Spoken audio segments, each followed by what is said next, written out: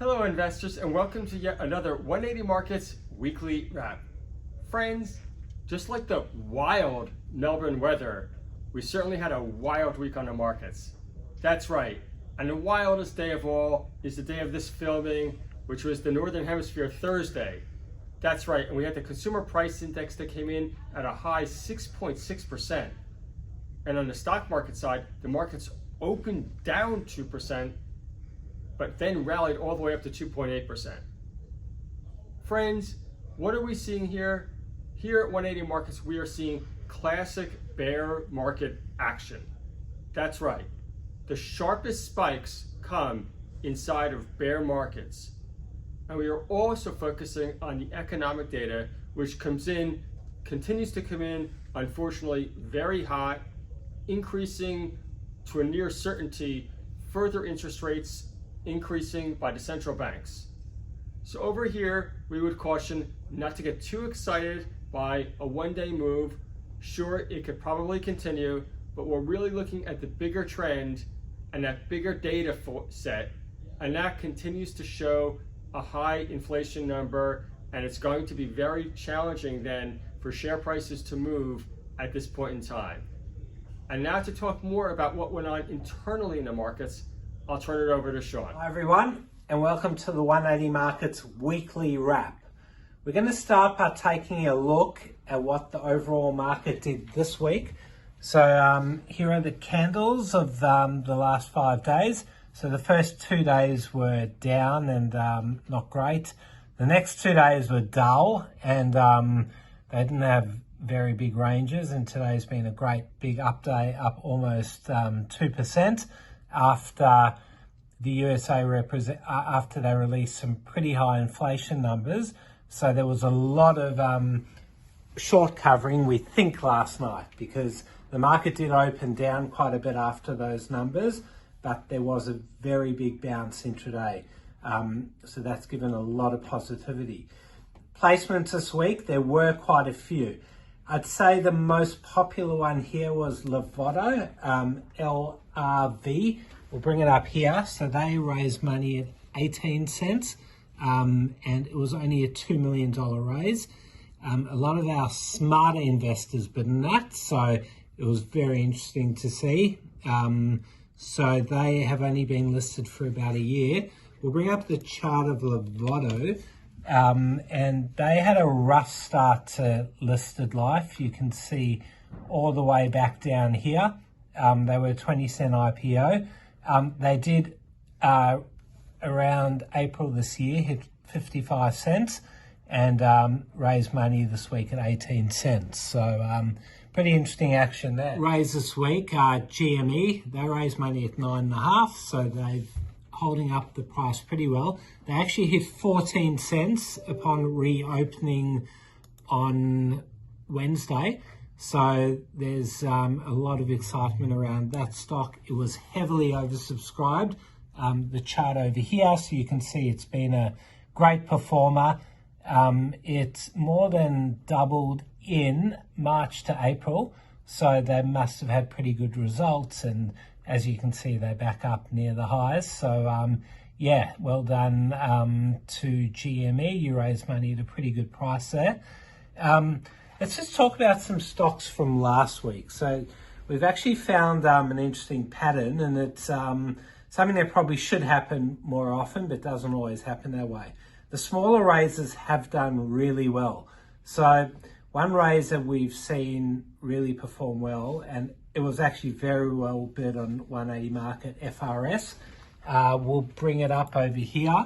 And FRS raised money at 15 cents. It was a raise with free attaching options, and they're now trading at 20 cents after raising money at 15. So if you look at the chart over there, it's a bit patternless, but it did hit 25 cents after news of the raise, and Equality broke in, CPS raised the money there. Another one that's done really well more so today is Wellfully, WFL. They didn't raise a lot of money last week. I think $1 or $2 million, I think. And yeah, 2.2 cents with a free option. Some other raises last week, and DEG was a massive raise. They're trading below the issue price of the raise.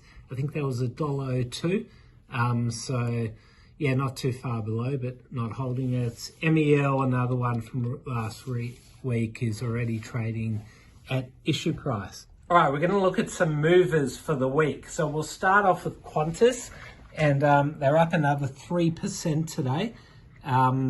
Let's bring up the chart, Qantas, and Jake wanted to have a quick word about Qantas. Yeah, sure. Thanks, Sean. And Qantas was one of the big movers yesterday on the back of really positive results. Now, what's really interesting is that obviously shareholders would have been particularly happy with those results given the share price movement. But as I'm sure you've seen in the media over the last month or so, there's many angry passengers and many angry staff members of Qantas. And usually those stakeholders being staff members, customers and shareholders are all correlated in terms of when they're all happy, share price improves, but when they're all not happy, it is not very good on the share price. But clearly there is a lack of correlation between those stakeholders, which is quite interesting.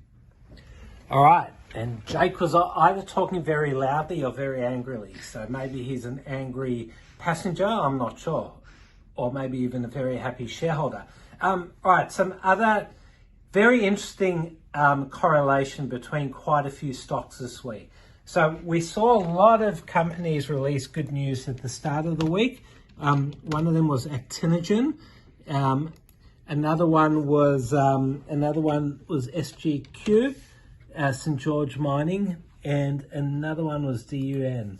So let's just look at the charts of all of them. So Actinogen over here, zoom in there. This is from the week. Hit 16 cents after opening and announcing positive results from their trial. But now they're trading at 10 cents. They did hit 9.2 3 days after hitting 16. The other one, SGQ, also went really high after releasing some positive results. They went as high as 6.2 and are currently trading at 4.75. And DUN, which I don't really follow, but Jake clearly does. Wow, okay.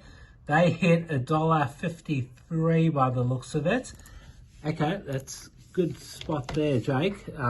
No, that can't be right. Is that right, Jake? That's spot on. Wow. Okay, so they've now trading at a third of where they were 4 days ago.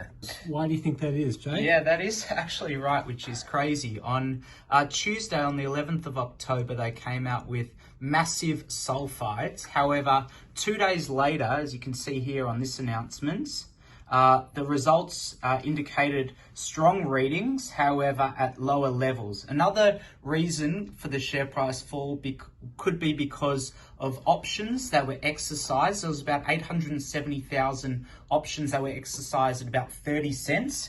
And as you can see here, maybe some of those people that exercised the options have been selling. All right, the camera boy is definitely taking over. He wants a big job. QPM during the week, very positive announcement on Monday. However, same trend as all those other stocks. Hit 20 cents after the news and currently trading at 16.5.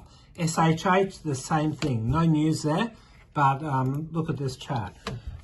Up from 0.8, doing nothing for ages, hit 1.4. From 0.8, that's a massive run up, and now all the way back to 0.8. I don't know why. Just look at that. That is massive, massive volume, massive speculation, and yeah, that's 100 million shares were traded. That pushed it up to 1.4. That is like 80% intraday that it went up, and then lost all of those gains and trading back at 0.8. All right, very interesting week, a lot of moves, and yeah, let's hope that the market can hold on to the gains from last night, and be great to have a very positive next week. Thanks everyone, have a great weekend. Thanks for watching another 180 Markets Weekly Wrap. If you want access to thousands of capital raises, sign up at 180markets.com.au and you'll get access to our very next capital raise. Thanks for watching.